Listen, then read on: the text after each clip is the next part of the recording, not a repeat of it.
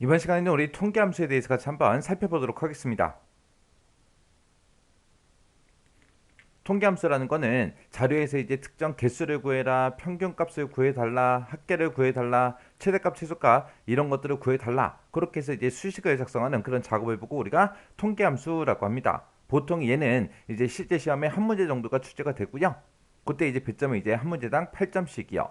그때 이제 식을 쓰다가 중간에 뭔가 잘못됐다 그랬을 때 부분 점수는 따로 없습니다. 자, 그럼 이제 통계함수에서 지금까지 나왔던 그 기출문제들을 분석했을 때 그때 이제 같이 나왔던 그런 함수들 같이 한번 살펴보자고요. 자, 여기 보니까 이제 count if s라는 요 함수가 있습니다. 얘는 지금 count라는 함수에다가 if를 붙여놓고 거기다 이제 s라는 글자까지 같이 붙여놓은 거예요. 해서 count 그럼 이제 개수를 세주는데 if가 붙었습니다. 그럼 이제 조건에 만족하는 그 개수를 세라 그건데 그때 이제 조건이 여러 개일 때 if 뒤에 s가 이렇게 붙은 거예요. 해서 이 범위에서 이 조건에 만족하는 거 찾아라. 그리고 이 범위에서 이 조건에 만족하는 거 찾아라. 해서 이 두 개의 조건을 모두 다 만족하는 것들의 카운트, 개수를 세주세요. 그거예요. 해서 여러 개의 조건에 만족하는 그 셀을 찾아서 그 개수를 이제 반환해 달라. 그겁니다.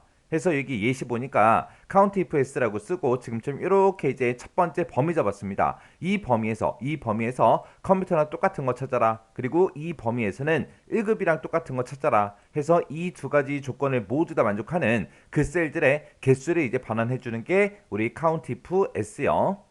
그 다음에 이제 average if라는 요 함수가 있습니다. 여기에는 지금 average라는 요 함수에다가 if를 갖다 붙여놓은 거죠.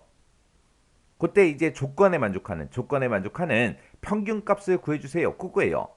해서 이 범위에서 이 조건에 만족하는 걸 찾아라. 찾아서 그때 이곳에 들어있는 그 범위의 평균값을 구해주세요. 그겁니다. 해서 지금처럼 식이 이렇게 있을 때 A 1번부터 시작해서 A 10번 이 영역에서 컴퓨터랑 똑같은 거 찾아라. 똑같은 걸 찾은 다음에 이 영역에서 그 같은 행에 있는 그 값들의 평균값을 구해주세요. 그거예요. 그 다음에 이제 average if s요. 여기는 지금 우리 average if 방금 했죠? 지금 요 average if에다가 뒤에 s가 한 글자 더 붙은 겁니다. 해서 이 average if s라는 이 함수는 이제 조건이 여러 개일 때 이제 그때 사용하는 거예요. 그때 이제 이곳에 있는 그 값들의 평균값을 구해라. 그때 첫 번째 조건은 이 범위에서 이 조건에 만족하는 거 찾고 그 다음에 이 조건에 만족하는 거 찾아라. 이런 식으로 이제 계속해서 써주면 됩니다. 그래서 조건을 두 개만 쓸 수 있는 게 아니라 조건이 뒤에 계속 있을 때 세 번째 거, 네 번째 거, 다섯 번째 거 해서 조건을 우리가 이제 여러 개 지정해 줄 수 있습니다. 그러면 이 두 가지 조건을 모두 다 만족하는 그 평균 구할 범위의 그 데이터의 평균값을 이제 구해 줍니다. 해서 지금처럼 만약에 이렇게 썼어요. 자, C1번부터 시작해서 C10번 그 영역에 들어있는 그곳의 데이터에 대한 그 평균값을 구해달라. 그때 이제 조건은 A1에서 A10번 이 영역에서는 컴퓨터랑 똑같은 거 찾고 그 다음에 B1에서 B10번 이 영역에서는 우리 1급이랑 똑같은 거 찾아라 해서 이 두 개의 조건을 모두 다 만족하는 C1에서 C10번 그 영역에 같은 액에 있는 그 값들의 평균값을 반환해 주세요. 그겁니다. 그때 이제 우리가 헷갈리면 안 되는 게 지금처럼 average if라는 함수가 있고 average if s가 있잖아요. 그때 이제 average if 같은 경우에는 조건이 어차피 딱 하나밖에 없기 때문에 이 범위에서 이 조건에 만족하는 거 찾아서 이곳에 들어있는 그 범위의 평균값을 구해주세요 해서 평균 구할 범위를 마지막에 찍어요. 근데 average if s 같은 경우는 이제 조건이 여러 개다 보니까 평균을 구할 그 범위를 먼저 잡아주고 그 뒤에다가 조건 첫 번째 거에 대한 거 써주고요. 그 다음에 조건 두 번째 거에 관한 거 써주고 그 뒤에다가 조건 세 번째 거에 관한 거 써주고 해서 조건을 이런 식으로 이제 작성합니다. 해서 평균 구할 범위를 앞에다가 쓰냐 뒤에다 쓰냐 그 차이요. 그래서 S가 붙어 있을 때는 조건이 여러 개이기 때문에 이곳에 평균을 구해달라 해서 그 평균 구할 범위를 먼저 쓰더라. 그리고 에버리지 if 같은 경우는 어차피 조건을 딱 하나밖에 못 써요. 못 쓰기 때문에 평균 구할 범위를 마지막에 찍어주더라. 요거 정확하게 기억하셔야 돼요. 그러면 지금 우리 average if s라는 요 함수가 있고 그 다음에 count if s가 있을 때 요거 좀 보세요. 여기에도 if 뒤에 s가 붙은 거고요. average if s도 average 뒤에 if s가 붙은 거예요. 얘네들은 이제 if s가 붙었으니까 조건이 여러 개죠. 그때 이제 요 count if s랑 average if s의 차이점은 평균 구할 범위를 쓰냐 안 쓰냐 그 차이예요. 이 count if s는 이 곳에서 이 조건에 만족하는 거 찾고 이 범위에서 이 조건에 만족하는 거 찾아 달라. 그렇게 해서 이제 조건만 딱딱 써주고 그리고 그 조건에 만족하는 게 몇 개인지 개수를 세요. 근데 여기서는 이제 평균값을 구해야 되기 때문에 어떤 거의 평균값을 구할 건지 그거를 먼저 찍어준다고요. 그렇게 해놓고 이제 그 뒤에다가 이제 조건 1번 써주고 조건 2번 써주고 조건 3번 써주고 이런 식으로 계속해서 쓰면 된다고요. 해서 지금 count if s랑 average if s랑 생김새가 아주 유사하죠. 그 다음에 이제 count a라는 함수가 있습니다. 요 count a라는 함수는 이 인수 1이다, 2다, 3이다 해서 쭉쭉쭉 이제 우리가 데이터를 찍어주면 되는데 이곳에 입력되어 있는 자료, 뭔가가 이제 입력되어 있는 그 셀의 개수를 반환해 주는 게 우리 count a라는 함수요. 우리 여기 보게 되면 이제 count라는 함수도 있죠. 이 count랑 count a랑 사용법은 똑같아요. 근데 결과값은 서로 다르게 나옵니다. 이 count랑 count a 요 두 개 함수의 차이를 정확하게 알고 계셔야 돼요.